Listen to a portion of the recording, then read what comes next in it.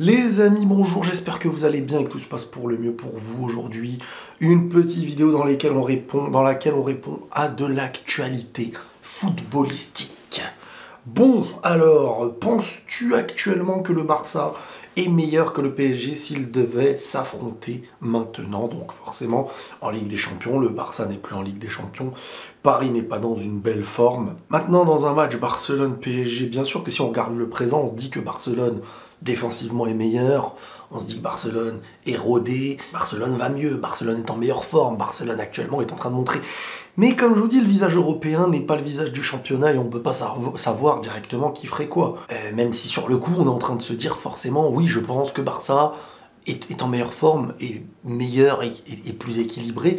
Mais dans un gros match où chacun élève son niveau pour un match à confrontation directe ou aller-retour, c'est pas pareil. Et j'ai envie de voir ce que Barcelone va faire en Europa contre Manchester United et ce que Paris va faire contre le Bayern. Parce qu'en un seul match, on est capable de dire l'inverse de la réponse qu'on donnerait à cette question. Donc je peux pas me permettre de dire que Barcelone est en meilleure forme, mais Barcelone doit prouver en Europe pour dire aujourd'hui ils sont meilleurs que telle grosse équipe ou pas. Parce que être régulier face à plein de petites équipes, du moins des plus petites équipes que toi en championnat, c'est très difficile. Mais c'est pas c'est pas la même manière d'aborder un match où à la fin il n'en restera qu'un d'une certaine façon. Et c'est là où certaines équipes arrivent, d'autres n'arrivent pas. Et voilà, tout simplement. Messi encore prétendant au Ballon d'Or. Non mais Messi peut aller faire une sieste de 6 mois s'il a envie. Il aura le Ballon d'Or. La Coupe du Monde est terminée, il a gagné la Coupe du Monde, il est le meilleur joueur de la Coupe du Monde et il a des stats individuelles. Donc à partir de là, Messi, là, il peut faire une pause maintenant, il aura son Ballon d'Or, on en reparle très bientôt. Que penses-tu de Vlahovic au Real Madrid? Honnêtement, je pense que ça pourrait le faire. Alors, moi je pense que le Real est dans une phase où ils se disent que le prochain attaquant qu'ils vont prendre, ce sera l'attaquant des 10 prochaines années. Il y a la jeunesse avec Hendrik, et le questionnement du joueur qui sera à l'avenir. Et il y a le joueur qui sera acheté pour l'après Benzema. Je pense pas qu'il y aura cette petite transition entre un joueur titulaire, mais pas digne à la fois d'être un vrai titulaire au Real. Maintenant, en tant que remplaçant, bien sûr que moi ça me ferait plaisir, Vlahovic, mais ça ne se fera pas, je pense. Et surtout pas... Donc voilà, le Real essaye de faire des grandes affaires dans ses mercatos, et n'est plus dans l'optique de tiens, on prend un peu ça, on prend un peu ça. Est-ce que c'est stratégie? Est-ce qu'ils ont raison? Est-ce qu'ils auront tort? On verra. On verra, mais c'est sûr que sur la saison, pour l'instant, on aimerait bien avoir plus de rotation, on aimerait bien avoir plus de joueurs à certains postes clés, un autre joueur à la place de Benzema quand celui-ci n'est pas frais, mais bon, on verra, c'est un questionnement que j'ai. Pourrais-tu définir le mot légende dans le football? Parce que j'ai l'impression qu'on banalise ce mot. Bah, une légende, c'est quelque chose qui est ancré et qui ne s'efface plus, en fait. C'est le nom d'un joueur qui ne se retirera jamais des esprits. Donc il y a plein de notions et de nuances qu'on peut donner au terme légende. Il y a les légendes d'un club, il y a les légendes du foot. Donc voilà, en fait, pour moi, c'est tout simplement ça. Une légende du foot, c'est Zidane, Ronaldinho, Maradona, Pelé, Messi, Ronaldo. Et ensuite, tu as les légendes qui ont leur nom gravé dans leur club. Par exemple, tu me dis la Roma, mais Totti, c'est bien sûr une légende de la Roma. Il n'y a pas une once de doute. Il n'y a pas il n'y a pas un détail qui permet de douter là-dessus. Mais est-ce que Totti est une légende dont tout le monde se rappellera dans l'histoire dans 100 ans? Totti, moi je kiffe.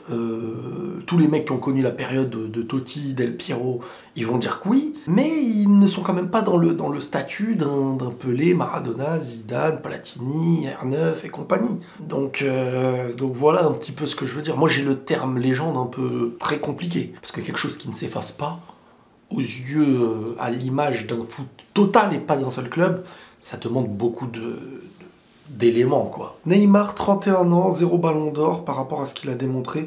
C'est le seul à s'être hissé aussi près de CR7 et Messi. Mais comment a-t-il pu passer à côté? Alors, c'est le seul à s'être montré proche de CR7 et Messi, du moins dans l'étage d'en dessous, au niveau du génie technique.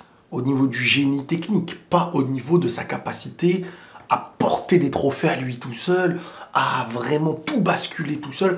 Dans sa capacité footballistique, il aura fait partie, ouais, de ce qu'il y a en dessous de Messi Ronaldo. Mais après, il y a un fossé dans ce qui est en dehors de la technique et de la maîtrise d'un ballon. Il y a aussi ce côté de porter une équipe et lui faire gagner des trophées sur une régularité de 10 ans. Et là-dessus, il fait partie plus du lot d'en dessous que du lot qui se rapproche de Messi de CR7. Après, moi, je trouve pas comment il a pu passer à côté et tout. Il a quand même une belle carrière, hein, quand tu regardes ses stats au Brésil. Il a quand même une Ligue des Champions. Il a marqué son époque à sa manière.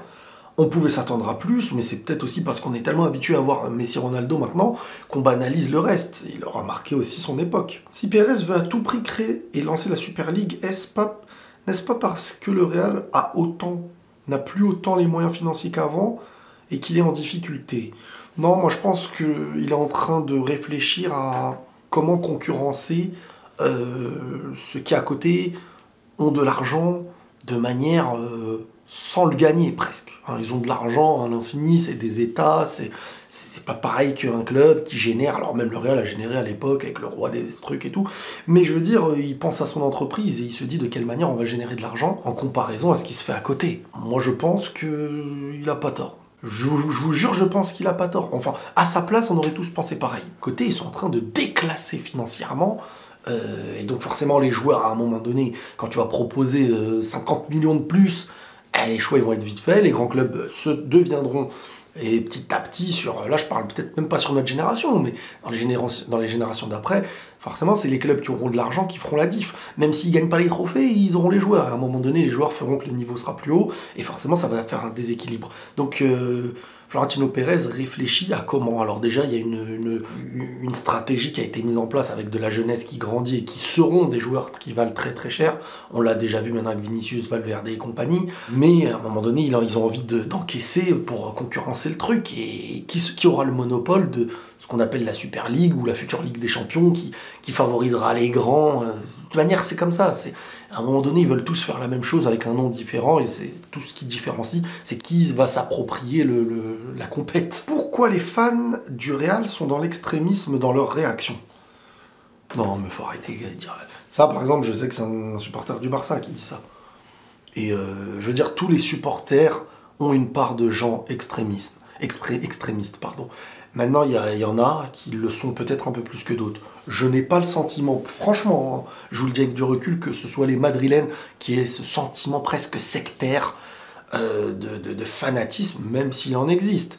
Mais mollo, parce que j'ai pas envie de pointer du doigt aujourd'hui pour rien, mais voilà, je trouve qu'il y en a beaucoup qui ont... Enfin, il suffit de voir qui sont ceux qui ne se permettront jamais de vanter l'adversaire. Qui sont ceux qui devront toujours trouver une excuse quand l'adversaire est supérieur. Qui sont ceux qui n'arrivent pas à vanter le rival en face. Qui sont ceux qui n'ont... Regardez, sur les 10 dernières années, par exemple, qui n'arrivent pas à dire du bien, quand il faut en dire, d'un adversaire qui est un rival, d'une équipe qui mérite quand elle mérite et tout.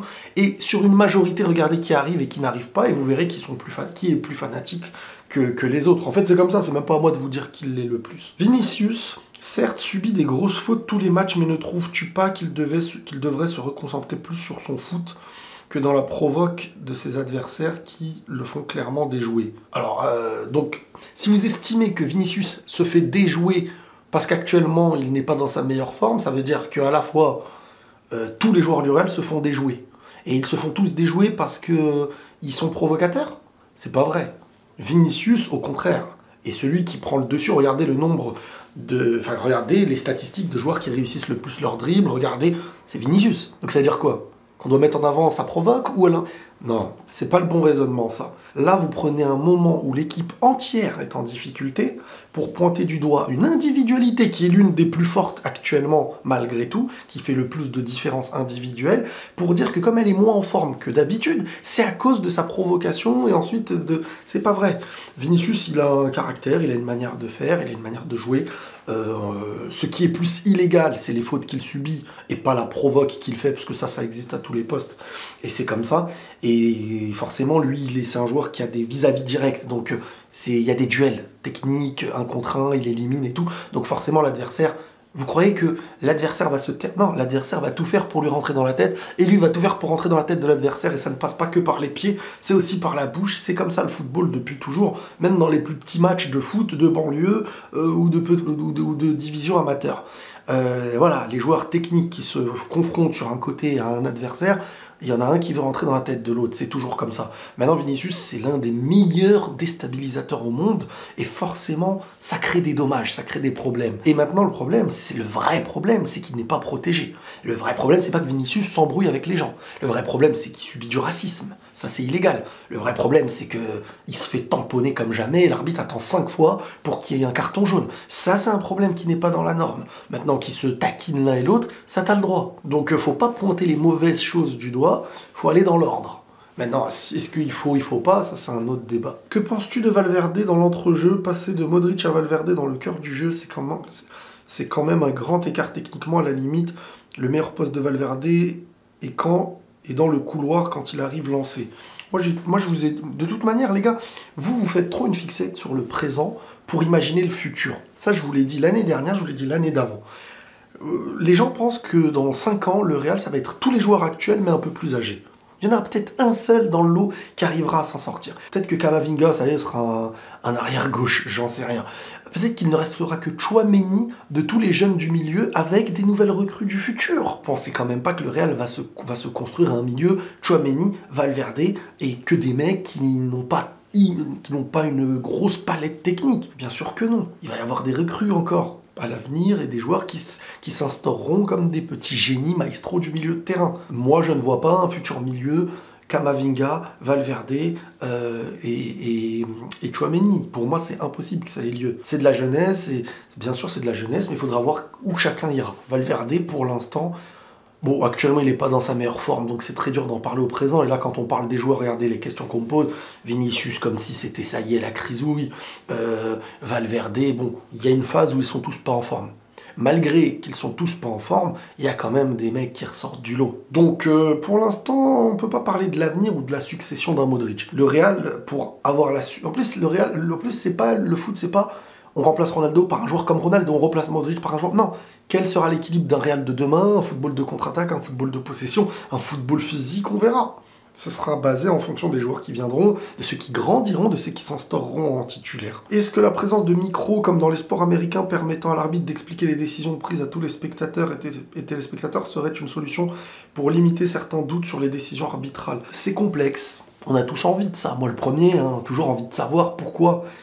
Mais à un moment donné, je trouve qu'on va dénaturaliser le foot qu'on connaît. À un moment donné, j'ai envie de dire, alors, pourquoi maintenant on met un arbitre, en fait? Mettez des mecs, des caméras partout sur le terrain, des mecs assis à la VAR, et voilà.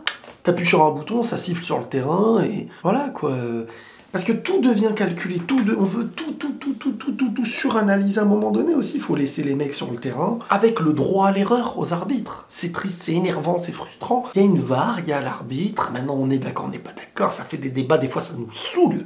Moi, le premier, je pense qu'il ne faut pas non plus trop dénaturaliser le côté humain et ce côté où, voilà, il y a des arbitres qui sont plus sévères que d'autres, plus laxistes, et des décisions par-ci, par-là. Moi, c'est mon avis. Donc, voilà, les amis, pour cette petite vidéo Actu Foot. J'ai appris que, là, City pourrait être sous le coup de réprimande. Je ne sais pas si c'est des amendes, des suspensions, des points en moins, relégation, je n'en sais rien. Mais les clubs anglais et ceux qui ont bouffé des transferts comme des chips vont peut-être être mis en danger. Et la question qui se pose, c'est s'il y a un... Je sais pas, imaginons, bon, je pense pas qu'on va envoyer un City en Division 2. Ça voudrait dire qu'on serait dans un monde où il n'y aurait pas de conflit d'intérêts. Ça m'étonnerait, c'est pas possible. Mais imaginez qu'un mec comme Haaland doive s'en aller. Ce serait intéressant d'en reparler la prochaine fois. Prenez tous soin de vous, les amis, et la paix sur vous.